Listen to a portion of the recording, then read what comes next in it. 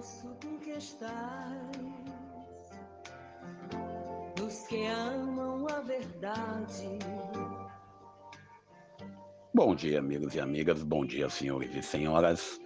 Nossos 10 minutos de conversa diária. Obrigado a vocês que comentaram, vocês que deram opinião. Isso é válido. Democracia sempre. Você pode discordar da minha opinião, você pode dizer que concorda, você fique à vontade. Lembrando que vamos manter o nível, a cordialidade, não é isso? Sem lembrar que eu tenho mãe da forma errada, que minha mãe é uma santa.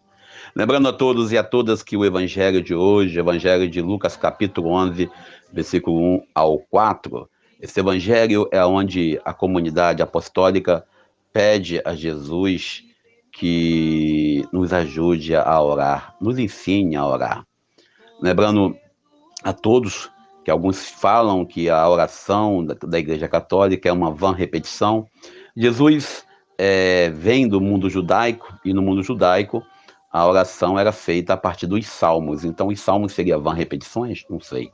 Jesus, neste evangelho, quando nos ensina a orar, ele traz para nós um método de contemplar e de olhar para Deus. Primeiro, olhando a grandiosidade de Deus.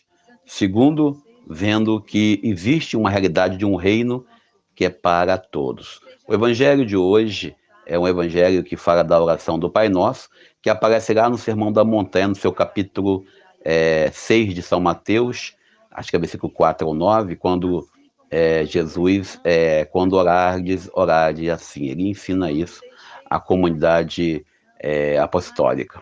Lembrando a todos que estamos vivendo aí um momento de conflito em Israel, mas esse momento não começou agora. O problema nosso, às vezes, é superlativar a guerra. Ah, não, porque agora Israel foi invadida e etc e tal. Senhores, nós temos a guerra da Ucrânia, que está mais ou menos 2 anos já, não é isso? 1 ano e pouco, quase 2 anos. E uma guerra que é interminável, né? A Rússia, toda poderosa, querendo invadir a Ucrânia, já invadiu, a verdade é essa, né? E fazendo o que está fazendo e ninguém fala nada. Ou se fala, fala no esconderijo deles. E aí justificaram, né, alguns, que o ataque à Ucrânia foi porque a Ucrânia tinha células nazistas. Também temos algumas guerras, alguns conflitos na África, mas ninguém comenta nada. E a guerra em Israel e Palestina é uma guerra já de mais de 50 anos. E a gente, quando olha para essa guerra da Palestina e Israel, é uma guerra que acontece porque houve uma ocupação de solo. O pessoal que diz que é contra o MST, que diz que critica o MST, que briga porque o MST invade terra, e pelo contrário, eu não estou concordando com o Hamas, não estou concordando com a guerra com Israel. Mas o MST, o que ele faz? Ele entra numa terra e ele, com apoio, né, dos organismos deles, e faz com que seja cedida essa terra para aqueles que invadiram. Talvez nós não entendamos bem o que aconteceu. Israel chegou de volta, o movimento sionista iniciou em 1897, né, e vai iniciando aí até 1948, quando as Nações Unidas decidiram que Israel teria um espaço para si de volta à Terra Santa. Talvez nos falte entender que naquela terra já tinha pessoas. Nada contra Israel voltar para a Terra Santa, mas é preciso encontrar uma saída aonde todos possam conviver em paz. E aí a gente fica aí tomando posições, classificando, não tem como concordar com Hamas, não tem como aceitar o assassinato de inocentes, seja do lado de Israel, seja do lado dos palestinos. Mas ficar também criando dualidades, criando duplicidade, ah não, porque agora nós temos aí o país sendo... Senhores, esse conflito, ele é antigo. Infelizmente, é uma paz que nós rezamos para acontecer, que infelizmente as pessoas não escutam nossas orações. A gente, quando vai orar o evangelho de hoje, e aí eu fico olhando o evangelho de hoje, o evangelho de Lucas capítulo 11, versículo 1 ao 4, quando Jesus fala para orar para a segunda parte do Pai Nosso, dai-nos cada um pão de cada dia, mas não sim perdoa nossos pecados, porque também nós perdoamos aqueles que nos ofendem, talvez nos falte isso. E o pior não é isso, cria-se um discurso de ódio. Jesus nos ensina aos seus discípulos a rezar, não para poderem decorar uma fórmula e usar isso como uma fórmula mágica, como uma superstição.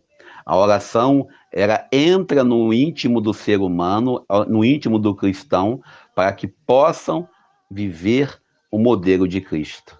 Jesus, quando manda chamar Deus de Pai Nosso, é para nos lembrar que somos um povo de irmãos. Jesus, quando manda chamar de Pai Nosso, é para lembrar que somos um povo de sacerdotes, de profetas e reis. E o Pai Nosso, no contexto bíblico, teológico do livro de Lucas, ele vem depois, né, da celebração, onde Jesus é questionado sobre quem é seu próximo.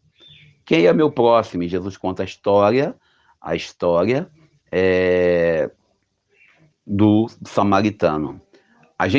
Ele vem depois, na liturgia católica, na nossa celebração litúrgica semanal, vem depois de Marta e Maria terem aquele conflito, porque uma só fazia e a outra só contemplava, só ouvia o que Jesus falava.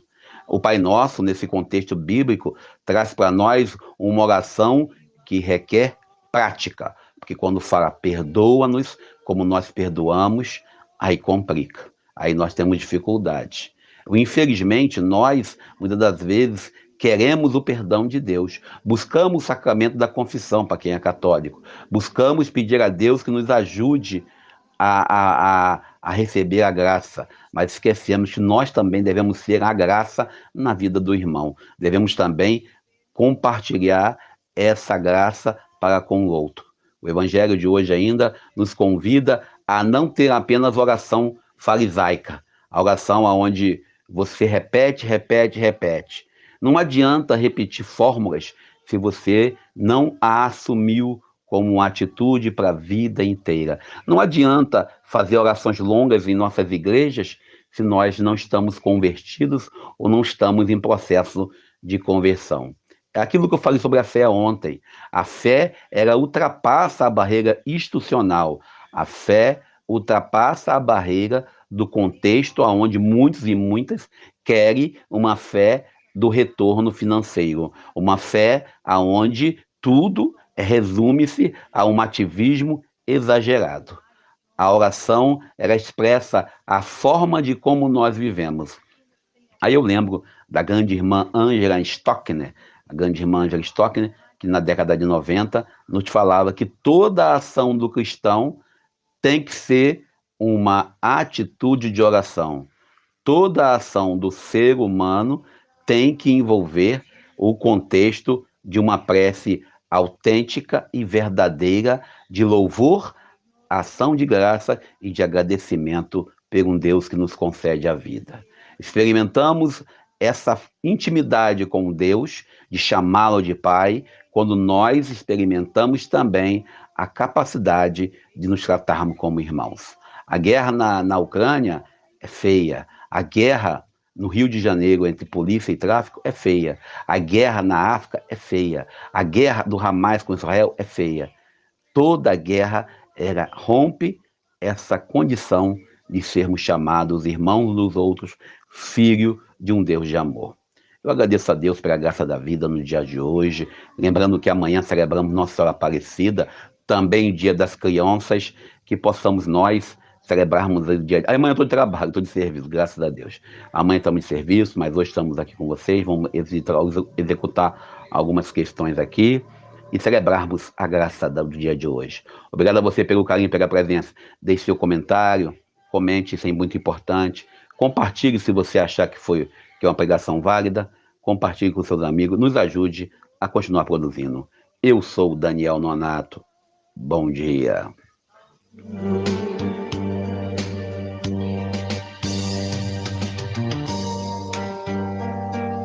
Pai nosso que estás no céu, santificado seja o vosso nome. Venha a nós o vosso reino. Seja feita a vossa vontade, assim na terra como no céu. O pão nosso de cada dia nos dai hoje.